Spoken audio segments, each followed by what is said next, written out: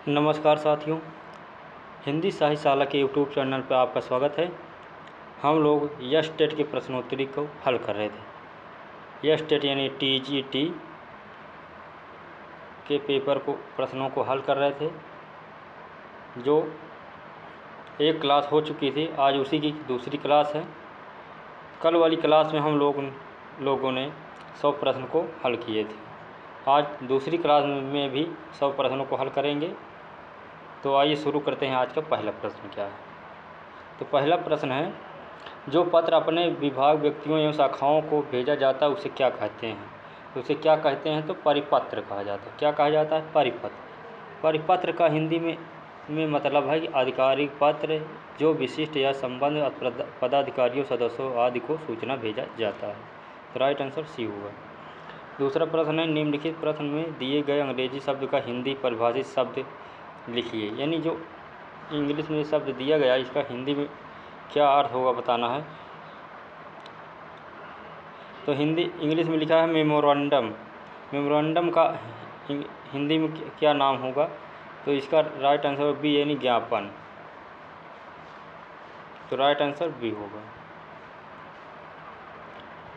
तीसरा नंबर प्रश्न है, निम्नलिखित आचार्यों को उनके ग्रंथों के साथ सुमेलित करना है। तो जो आचार्य हैं ये, इनको उनके ग्रंथों के साथ सुमेलित करना है।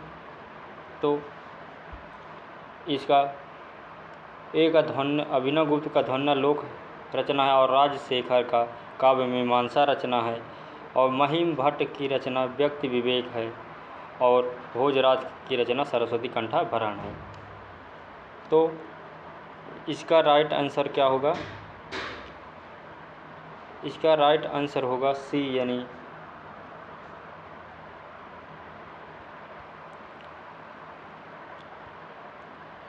चौथा प्रश्न है कि बांधा था विद को किसने अपनी काली जंजीरों से। प्रसाद के इस पंक्ति का अर्थ किस शब्द शक्ति से ग्रहण होगा। यानी इस पंक्ति में कौन सी शब्द शक्ति है बताना है। तो इसमें शब्द शक्ति है लक्षणा, यानी लक्षणा शब्द शक्ति इसमें है। राइट आंसर बी होगा। 5 नंबर प्रश्न है, आचार्य वामन के अनुसार काव्य के कितने गुण होते हैं। तो काव्य के कितने गुण होते हैं, तो 20 गुण होते हैं वामन के अनुसार। राइट आंसर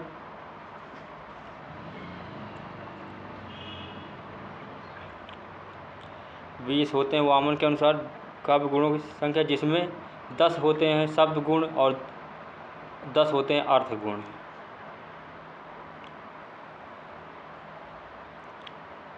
छठा नंबर प्रश्न है कि चिक्करहि दिग्गज डोल मही गिरि लोल सागर खर भरे मन हरस सब गंधर्व सुरमुन नाग किन्नर दुख टरे कटकटहि मरकट विकट भर बहु कोटि कोटहि धावनि राज राम प्रबल प्रताप कौशल नाथ गुण गण गावहि।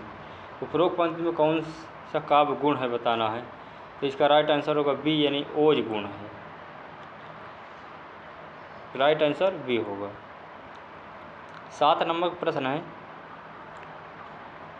कि काव्य दोष का लक्षण बताने वाले आचार्य विश्वनाथ की उक्ति है। यानी काव्य दोष के जो लक्षण बताए हैं, परिभाषा जो बताया गया है उसका आचार्य विश्वनाथ ने बताया है, उसका उनका कौन सा है लक्षण, वो उसको बताना है क्या होगा।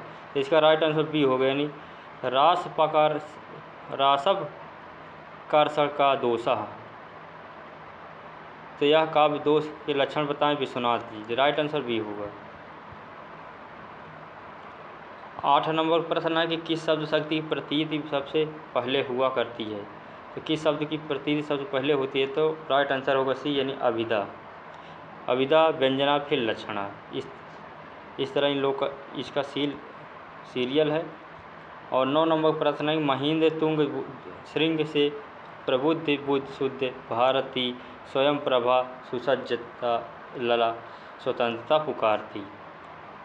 इसका प्रस्तुत पंक्ति में कौन सा गुण मौजूद है बताना है। तो 9 नंबर का राइट आंसर बी हो गया, यानी ओज है। इसमें भी ओज गुण है।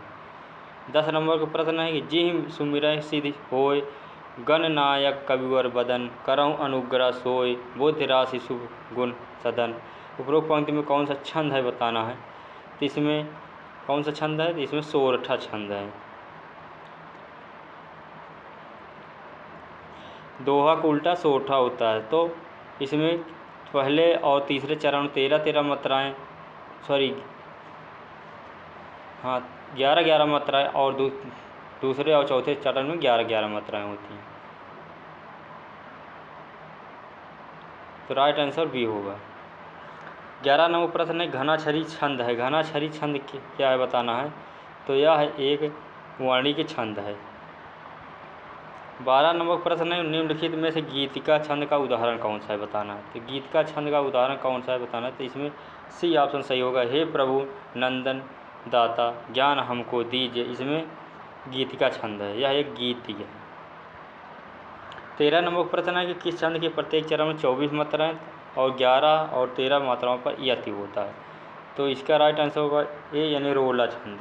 रोला छंद में 24 मात्राएँ होती हैं और इसके 11 और 13 मात्राओं पर यति होती है। तो राइट आंसर ए होगा। 14 नंबर प्रश्न है निम्नलिखित में से कौन सा वर्णिक छंद नहीं है बताना है। तो वर्णिक छंद या कुंडलियाँ यह वर्णिक छंद नहीं है, यह एक मात्रिक छंद है, विषम मात्रिक छंद है, न कि वर्णिक छंद है। राइट आंसर सी होगा।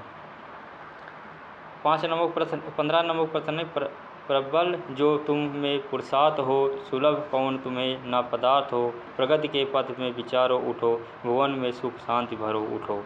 इसमें छंद में निबद्ध है बताना है। तो इसका राइट आंसर भी हो यानी द्रुत विलंबित। इसमें द्रुत विलंबित छंद है। द्रुत विलंबित छंद के प्रत्येक चरण में नगण भगण भगण रगण के क्रम में कुल 12 वर्ण होते हैं। 16 नंबर प्रश्न है कि दोहा छंद का उदाहरण नहीं है बताना है। तो दोहा छंद का उदाहरण कौन सा नहीं है बताना है। तो इसका राइट आंसर सी होगा यानी हिम्मत कीमत होए बिन हिम्मत की कीमत नहीं, करे न आदर होए रद्द कागज यूँ रजिए। तो इसमें दोहा छंद नहीं है। राइट आंसर सी होगा।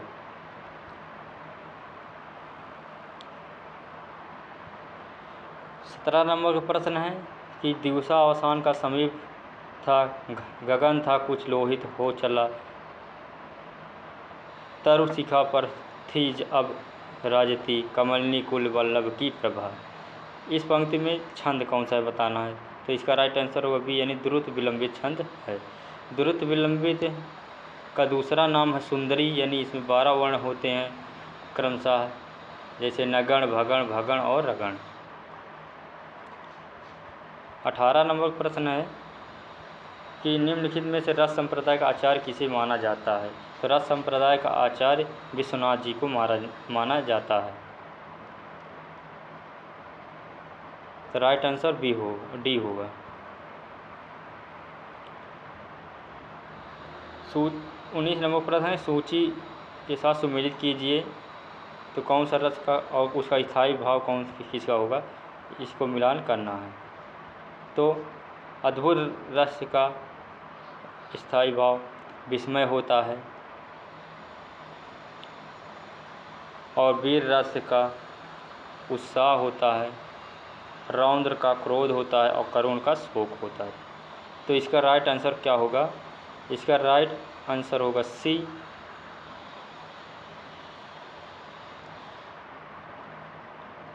उन्नीस नंबर का राइट आंसर सी होगा।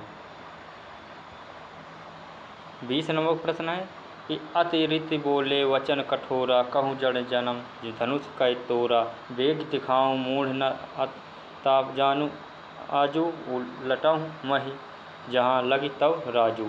काव्यांश में कौन सा रस है बताना है। तो 20 नंबर का राइट आंसर बी यानी रौद्र रस है। 21 नंबर का प्रश्न है कि वेशभूषा से जो भाव प्रदर्शित किए जाते हैं उन्हें क्या कहते हैं। तो उन्हें क्या कहा जाता है। तो उन्हें आहार कहा जाता है। 22 नंबर प्रश्न है कि रौद्र रस का स्थायी भाव बताना। तो रौद्र रस का स्थायी भाव आप लोग जानते हैं क्रोध होगा। 23 नंबर प्रश्न है कि क्या है 23 नंबर प्रश्न कि विषय द्वारा की गई क्रियाएं और वह स्थान जो रस निष्पत्ति में सहायक होते हैं उन्हें क्या कहा जाता है। तो इसका राइट आंसर होगा डी यानी उद्दीपन विभाव कहा जाता है, उद्दीपन विभाव। रस के 4 अवयव होते हैं यानी अंग होते हैं। क्या क्या होता है? स्थायी भाव, विभाव, अनुभाव और संचारी भाव। संचारी भाव का दूसरा नाम भी व्यभिचारी भाव है। तो राइट आंसर इसका डी होगा। 24 नंबर प्रश्न है कि जब ते इत में घनश्याम सुजान अचानक की बलसंग सिधारे कर पय मुखचंद्र धरे सजनी नित सोचे है तू कहाँ मन हमारे। प्रस्तुत पंक्ति में कौन सी संचारी भाव है? तो कौन सी संचारी भाव बताना है 24 नंबर में। तो 24 नंबर का राइट आंसर होगा बी यानी स्मृति है। इसमें स्मृति संचारी भाव है। संचारी भावों की संख्या कितनी है? 33 है।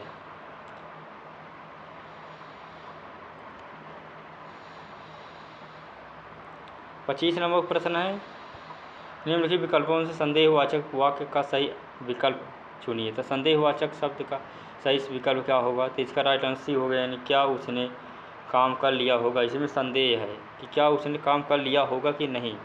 तो राइट आंसर इसका सी होगा। 26 नंबर प्रश्न निम्न विकल्पों में संयुक्त वाक्य को पहचानिए। तो संयुक्त वाक्य पहचानना है तो इसमें बी ऑप्शन सही होगा यानी उसका काम बन जाए इसलिए वह किसी से सिफारिश करने के चक्कर में है। तो राइट आंसर इसका बी होगा। 27 नंबर प्रश्न है कि निम्न विकल्पों में से उस विकल्प का चयन कीजिए जो दिए गए वाक्य के सही वाक्य भेद का विकल्प हो। उसका काम बन जाएगा इसलिए वह किसी से सिफारिश करने के चक्कर में है। तो इसमें क्या है? तो इसमें सी होगा यानी संयुक्त वाक्य है। क्या होगा? संयुक्त वाक्य होगा। 26 और 27 का सेम प्रश्न है और उल्टा पूछा गया है बस। 28 नंबर प्रश्न है निम्नलिखित में से शुद्ध वाक्य कौन सा है? तो शुद्ध वाक्य इसमें राइट आंसर डी होगी भारत की राजभाषा हिंदी है। और 29 नंबर प्रश्न है निम्नलिखित में शुद्ध वाक्य कौन सा है बताना है। तो इसका राइट आंसर होगा डी यानी केरल हिंदी भाषी प्रांत है। 30 नंबर है वाक्य शुद्धि कुछ पहचानना है। तो इसमें से कौन सही होगा? तो इसमें सी ऑप्शन सही है यानी उसके पास खाने का कुछ भी सामान नहीं है। 31 नंबर प्रश्न है कि अपने हाथ से स्वयं काम करो वाक्य में कौन शुद्ध वाक्य लिखना है इसे। तो इसका होगा अपना काम स्वयं करो। राइट आंसर ए होगा। 32 नंबर प्रश्न निम्नलिखित में कौन सा वाक्य सही है बताना है। तो इसमें ए सही होगा यानी यह 10 रुपये का नोट है। 33 नंबर प्रश्न है कि निम्नलिखित से सही वाक्य को पहचानना है। तो इसमें सही होगा ए यानी स्वाति रश्मि और अनामिका जा रही हैं यानी अनामिका जाएंगी। 34 नंबर प्रश्न बाढ़ ना आती तो फसल अच्छी होती। इसमें कौन सा वाक्य होगा? इसका राइट आंसर भी होगा यानी संकेतवाचक है यानी बाढ़ ना आती तो फसल अच्छी हो जाती। इसमें संकेतवाचक है। अर्थ दृष्टि से वाक्य के 8 भेद होते हैं। कौन कौन से होते हैं? विधिवाचक, निषेधवाचक, आज्ञावाचक, प्रश्नवाचक, विस्मयवाचक, संदेहवाचक, इच्छावाचक और संकेतवाचक। ये 8 वाक्य होते हैं। 35 नंबर प्रश्न है कि धनी सर्वदा सुखी नहीं रहते यानी धनी सर्वदा सुखी नहीं रहते। धनी का क्या अर्थ होता है बताना चाहिए। इसका राइट आंसर होगा बी यानी उद्देश्य है। 36 नंबर प्रश्न है हमने खाना नहीं खाया कैसा वाक्य है? तो हमने खाना नहीं खाया तो यह एक सरल वाक्य है। 37 नंबर प्रश्न है गंगा गए गंगा दास, यमुना गए जमुना दास लोकोक्ति का सही अर्थ क्या होगा? तो इसका सही अर्थ होगा सिद्धांतहीन। 38 नंबर प्रश्न है भाई गति सांप छछूंदर केरी लोकोक्ति का अर्थ क्या होगा? तो इसका राइट आंसर होगा सी यानी दुविधा में पड़ जाना। 38 नंबर का राइट आंसर सी होगा।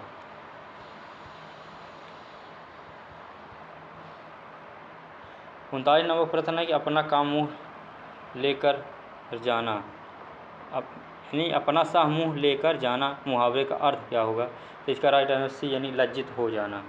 40 नंबर प्रश्न है कि बुरी तरह पराजित होना का अर्थ क्या होगा? तो बुरी तरह पराजित होना यानी छक्के छूटना। 41 नंबर प्रश्न निम्नलिखित प्रश्न के 4 विकल्प दिए गए, उस विकल्पों का चयन कीजिए जो दिए गए लोकोक्ति का सही अर्थ को अपनी टांग उघारिए अपनी मरिए लाज, यानी अपनी टांग उघारिए अपनी मरिए लाज क्या अर्थ होगा? तो इसका राइट आंसर डी होगा, यानी अपने घर की बात दूसरों से कहने पर बदनामी होती है। 42 नंबर प्रश्न है कि अयोग्य के पास अच्छी वस्तु है, इसमें से किस लोकोक्ति का सटीक अर्थ होगा? तो इसका राइट आंसर डी यानी छछूंदर के सिर पर चमेली का तेल। 43 नंबर प्रश्न निम्नलिखित प्रश्न में 4 विकल्पों में से उस विकल्प का चयन कीजिए जो लोकोक्ति का सही अर्थ हो। ओस चाटे प्यास नहीं बुझती। तो इसका राइट आंसर होगा ए, यानी बड़े काम के लिए विशेष प्रयत्न की आवश्यकता होती है। 44 नंबर प्रश्न है कि स्वार्थी व्यक्ति की मित्रता अल्पकालीन होती है, इस लोकोक्ति का अर्थ क्या होगा? तो 44 नंबर राइट आंसर सी यानी ओछे की प्रीत बालू की भीत। 45 नंबर प्रश्न है कि जिस समास का पहला पद अव्यय हो तथा पद प्रधान हो उसे कौन सा समास कहा जाता है? तो इसका राइट आंसर बी यानी अव्ययीभाव समास। अव्ययीभाव का समास का पहला पद प्रधान होता है और पहला पद अव्यय होता है, यानी उपसर्ग लगा रहता है, अव्यय शब्द लगे रहते हैं। तो इसका राइट आंसर बी होगा। 46 नंबर प्रश्न है कमल नयन में कौन सा समास है? कमल नयन में बहुब्रीहि समास है, यानी कमल के समान है नयन जिसके, उसमें कमल नयन होगा। यानी विशेष से विशेषण भाव प्राप्त होने पर कारण कर्मधारय समास होता है।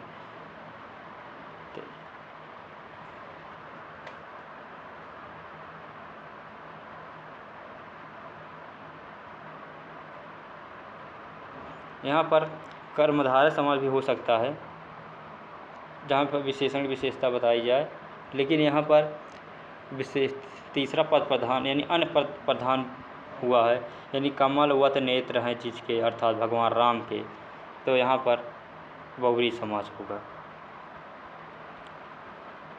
47 नंबर प्रश्न है त्रिभुज शब्द में कौन सा समास है?